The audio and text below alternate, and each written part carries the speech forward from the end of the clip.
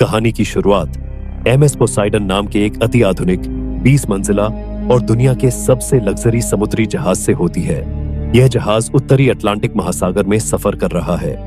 आज 31 दिसंबर की रात है और जहाज पर नए साल का बेहद शानदार जश्न मनाया जा रहा है। रात के 11:55 हो चुके हैं। जहाज के भव्य बॉलरूम में हजारों लोग मौजूद हैं। मशहूर पॉप सिंगर स्टेज पर गाना गा रही है और लोग नए साल का काउंटडाउन शुरू करने वाले हैं। उसी वक्त जहाज के कंट्रोल रूम में कैप्टन ब्रैडफोर्ड और अन्य अधिकारी रडार पर एक भयानक चीज देखते हैं। यह एक रोग वेव है। यह लहर 150 फीट करीब 15 मंजिला इमारत से भी ज्यादा ऊंची है और सीधे जहाज की तरफ बढ़ रही है। कैप्टन तुरंत सायरन बजाते हैं और जहाज को पूरी तरह दाईं ओर मोड़ने का आदेश देते हैं।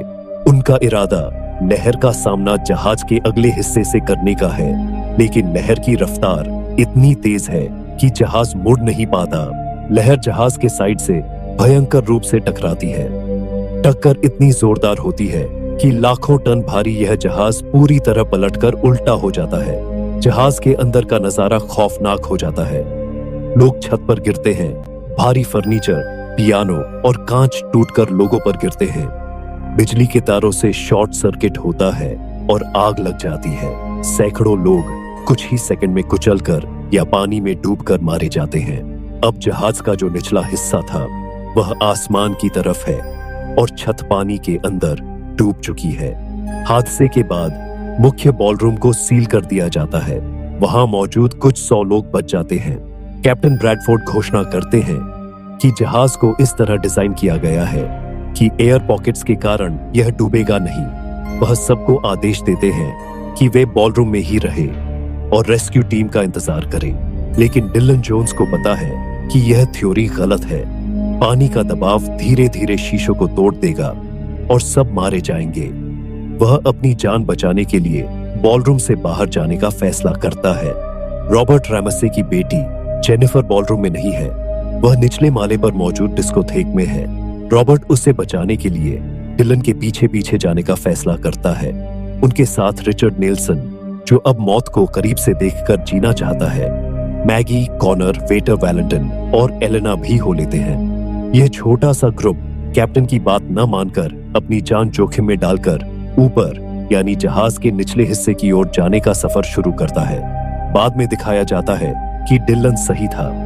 पानी के भयंकर दबाव से बॉलरूम के शीशे टूट जाते हैं और वहां रुके हुए कैप्टन समेत सभी लोग डूबकर मर जाते हैं। इस ग्रुप को बाहर निकलने के लिए जहाज के उल्टे और तहस नहस हो चुके हिस्सों से गुजरना पड़ता है। यह सफर कई भयानक रुकावटों से भरा है। पहले उन्हें एक लिफ्ट के खाली शाफ्ट पार करना होता है। जहाज उल्टा होने की वजह से लिफ्ट ऊपर अटक गई है। जब वे एक एक करके शाफ्ट पार कर रहे होते हैं तब लिफ्ट टूटने लगती है। वेटर वैलेंटिन एलेना को तो बचा लेता है, लेकिन खुद लिफ्ट के साथ नीचे गिरकर बेरहमी से मारा जाता है और डिलन किसी तरह डिस्कोथेक पहुंचते हैं। वहां का नजारा डरावना है। हर तरफ लाशें हैं और पानी तेजी से भर रहा है। जेनिफर सुरक्षित है, लेकिन उसके बॉयफ्रेंड क्रिश्चियन का पैर एक भारी लोहे के स्ट्रक्चर के नीचे फंसा हुआ है। पानी क्रिश्चियन के गले तक आ चुका है। रॉबर्ट और डिलन अपनी पूरी ताकत लगाकर मलबे को हटाते हैं और आखिरी सेकंड में क्रिश्चियन को डूबने से बचा लेते हैं। अब यह ग्रुप एक बड़ी लॉबी में पहुंचता है जो पूरी तरह उल्टी हो चुकी है। जनरेटर फटने से वहां के पानी में तेल फैल गया है और भयंकर आग लगी हुई है। उन्हें इस आग के ऊपर से एक संकरे लोहे के पुल और तारों के सहारे गुजरना पड़ता है। आगे का रास्ता बंद होने के कारण उन्हें एयर कंडीशनर के वेंटिलेशन से रेंग कर जाना पड़ता है। रास्ता बहुत संकरा है। अचानक जहाज थोड़ा और डूबता है और पाइपों में पानी भरने लगता है। वे लोग पानी में लगभग डूब ही गए थे, लेकिन नेल्सन अपनी सूझबूझ से एक जाली को तोड़ देता है और सभी बाल बाल बचते हैं। आगे बढ़ने के लिए उन्हें एक ऐसा रास्ता पार करना पड़ता है जो पूरी तरह पानी से भर चुका है। उन्हें एक छोर से दूसरे छोर तक पानी के अंदर तैर कर जाना है। एलेना को तैरना नहीं आता। वह पानी के अंदर घबरा जाती है और उसका कपड़ों का हार एक तार में बुरी तरह उलझ जाता है। नेल्सन उसे छुड़ाने की बहुत कोशिश करता है, लेकिन वह पानी के अंदर दम घुटने से तड़प तड़प कर मर जाती है। नेल्सन को इस बात का गहरा सदमा लगता है।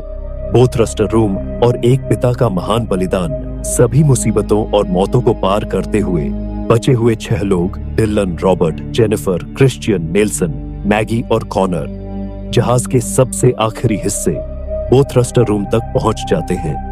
यह वह जगह है जहां जहाज के विशालकाय प्रोपेलर यानी पंखे लगे हैं जो बाहर समंदर की तरफ खुलते हैं। बाहर निकलने का यही इकलौता रास्ता है। समस्या यह है कि जहाज के इंजन अभी भी चालू है और ये विशाल पंखे बहुत ही तेज गति से घूम रहे हैं। ये पंखे हवा और पानी को अंदर की तरफ खींच रहे हैं, जिससे कोई भी इंसान बाहर नहीं जा सकता। इन पंखों को बंद करने का स्विच पास ही के एक कंट्रोल रूम में है, लेकिन वह कंट्रोल रूम पूरी तरह पानी में डूबा हुआ है। डिलन पानी में कूदने ही वाला होता है, लेकिन रॉबर्ट उसे रोक लेता है। रॉबर्ट जानता है कि क्रिश्चियन घायल है और अब जेनिफर को डिलन जैसे मजबूत इंसान की जरूरत होगी जो उसे बाहर निकाल सके।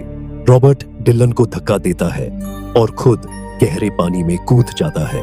रॉबर्ट तैरते हुए कंट्रोल रूम में पहुंचता है। उसका दम घुटने लगता है।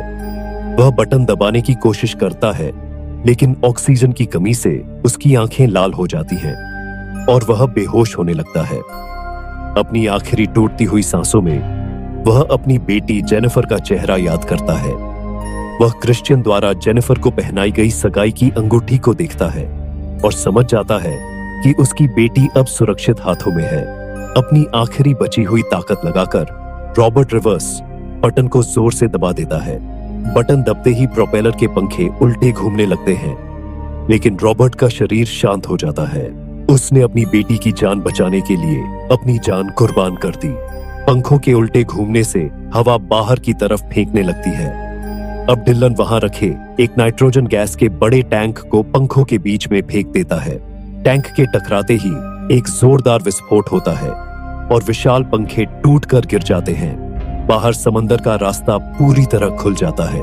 बचे हुए लोग Dylan, Jennifer, Christian, Nelson, Maggie और कॉनर उस रास्ते से समंदर में कूद जाते हैं। वे वहां तैर रही एक लाइफ राफ्ट यानी हवा वाली रबर की नाव पर चढ़ जाते हैं। जैसे ही वे लोग नाव चलाते हुए जहाज से थोड़ा दूर जाते हैं, एक बेहद खौफनाक और उदास कर देने वाला नजारा सामने आता है। विशाल पोसाइडन जहाज, जो कभी इंसान की बनाई सबसे बेहतरीन चीज था, धीरे धीरे पूरी तरह समंदर की गहराइयों में समा जाता है। जेनिफर अपने पिता की कुर्बानी को याद करके फूट फूट कर रोती है और क्रिश्चियन उसे संभालता है। तभी आसमान में उन्हें एक रेस्क्यू हेलीकॉप्टर की आवाज सुनाई देती है। डिलन तुरंत नाव में रखी सिग्नल गन चलाता है। आसमान में लाल रोशनी देखकर हेलीकॉप्टर उनकी तरफ मुड़ जाता है। फिल्म इसी दृश्य के साथ समाप्त होती है कि यह छोटे से ग्रुप ने मौत को मात दे दी है। रॉबर्ट का किरदार साबित करता है कि एक माता पिता अपने बच्चे की जान बचाने के लिए अपनी जान देने से भी पीछे नहीं हटते। डिलन, जो शुरुआत में एक स्वार्थी जुआरी था, वह विपत्ति के समय एक सच्चा लीडर बन जाता है और दूसरों की जान बचाता है। नेल्सन जैसे किरदार, जो शुरुआत में आत्महत्या करना चाहते थे, अंत में सबसे ज्यादा संघर्ष करते हैं, क्योंकि मौत सामने होने पर ही जिंदगी की